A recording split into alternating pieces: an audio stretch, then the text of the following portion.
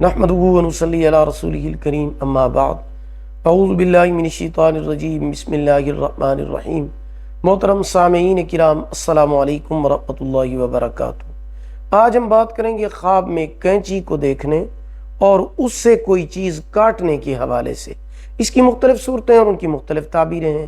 خواب میں کینچی دیکھنا منصف قاضی سے مراد ہے، یعنی عادل سردار، حاکم یا کوئی بڑا عہدہ ملنے کی علامت ہے۔ خواب میں کینچی خریدنا بیٹی یا بیٹا پیدا ہونے مگر تھوڑی تکلیف پانے کی دلیل ہے۔ خواب میں کینچی زنگ آلود دیکھنا رنج و غم میں مبتلا ہونے، کام یا کاروبار میں زوال کی علامت ہے۔